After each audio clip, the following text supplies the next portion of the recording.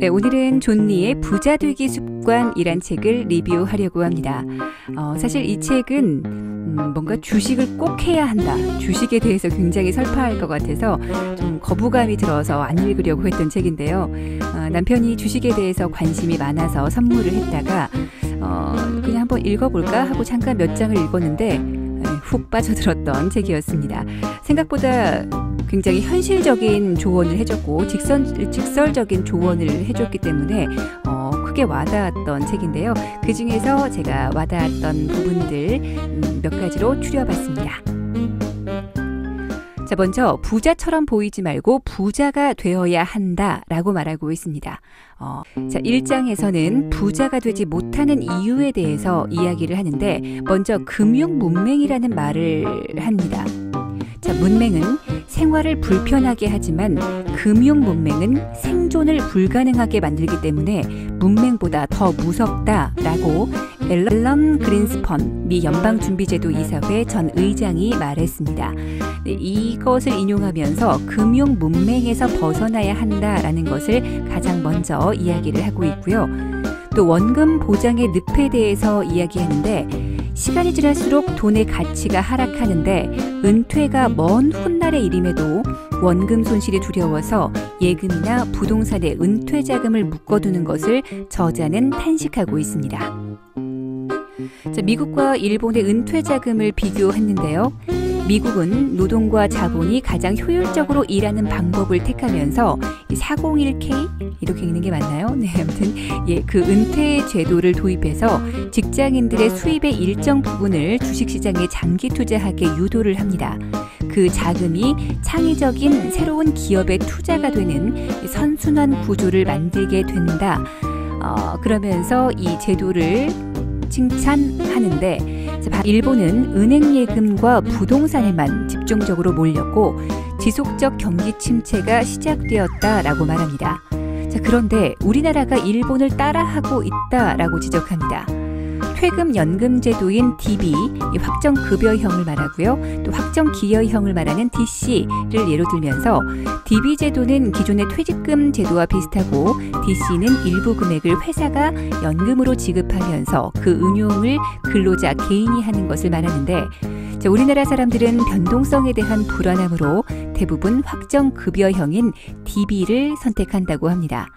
적극적인 투자가 없어서 자금이 소극적으로 일하게 된다라는 것을 안타까워하고 있습니다. 그러면서 일본과 같은 전철을 밟지 말자라고 강력하게 주장합니다.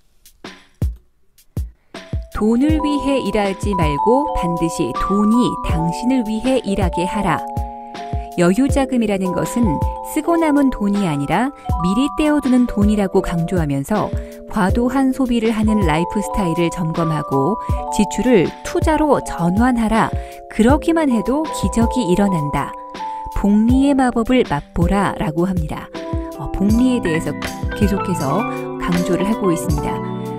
무의식적으로 되풀이되는 낭비성 지출을 주식이나 주식형 펀드에 투자하라 라고 구체적으로 이야기를 하고 있고요.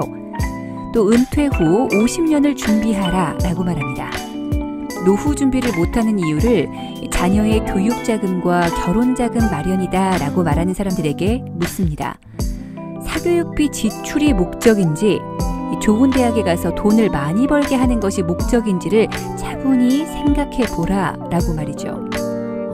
자, 그러면서 사교육비 지출이 과도하다라고 분명히 말을 하고 있는데 제가 이 부분을 읽다 보니까 이 부분은 조훈 교수의 다르게 배워야 다르게 산다라는 책이 생각이 나더라고요. 그 책에서도 이런 부분에 대해서 이야기를 하고 있습니다. 자, 그러면서 자녀를 일찍부터 자본가의 길로 이끌어라 라고 말합니다. 자녀들에게는 소비보다 투자를 가르쳐야 한다. 아이들에게 펀드 선물은 자녀들에게 미래를 선물하는 엄청난 일이다 라고 말합니다. 계속해서 강조하고 반복했던 말입니다. 주식이나 주식형 펀드에 반드시 투자하라. 경제 독립은 자본가가 되지 않고는 불가능하다는 사실, 이것이 주식을 보유해야 하는 가장 근본적인 이유다. 한국인들은 대부분 노동만 중시하는 경향이 있는데 미래의 부를 만들어줄 투자의 중요성을 인지하지 못한 채 살아가는 것, 그것의 결과는 빈곤한 노후다라고 말합니다. 자, 그러면서 주의해야 할 부분도 말하고 있는데요. 주식을 매수와 매도의 타이밍을 맞추는 것이다 라고 오해하는데, 주식은 그런 것이 아니라 사고 파는 것이 아니라 꾸준히 모으는 것이다. 그러면서 장기적인 시각으로 보고 빚내서 주식에 투자하는 것을 절대 말리고 있습니다. 빚내서 투자는 절대 금물, 여유자금으로 해야 한다라고 말하는데, 정보의 싸움이 아니라 참을성과 철학의 싸움임을 기억하자까지 이야기하고 있습니다. 네, 마지막으로 3장에서는 경제 독립을 위한 여정에 대해서 말하는데요. 자신의 자산, 부채 현황표를 만들어라 라고 말합니다. 이렇게 무언가를 꺼내놓고 보는 것, 직시하는 것이 중요하다고 했는데, 역시 돈 문제도 마찬가지였네요. 그냥 머릿속에서만 생각할 것이 아니라 직접 내 자산이 얼마고 빚은 얼마인지 현황표를 만들어서 계획을 세우는 것 중요한 것 같습니다. 그리고 매일 1만 원씩 여유자금을 만들어 투자해라. 투자 연습을 시키는 것 같았고요. 또 퇴직연금 제도 잘 활용을 하고 연금저축펀드는 꼭 가입해라 라고 강조하고 있습니다. 복리의 마법을 한번 누려보라 라고 하는 것 같은데, 그냥 예금이나 부동산에만 묶여있지 말고 이렇게 혜택을 볼 수 있는 한 많이 보라 라는 것을 말하고 있는 것 같습니다. 네, 오늘 소개해드린 존니의 부자되기 습관에서 말하는 것처럼 정말 습관을 들여서 금융 문맹에서 탈출하고 투자 없이는 부자가 될 수 없다. 그저 적극적인 투자와 또 적극적인 행동으로 부자되기 습관을 만들어보면 좋을 것 같습니다. 저도 한번 해보고 싶습니다. You can do it, I can do it.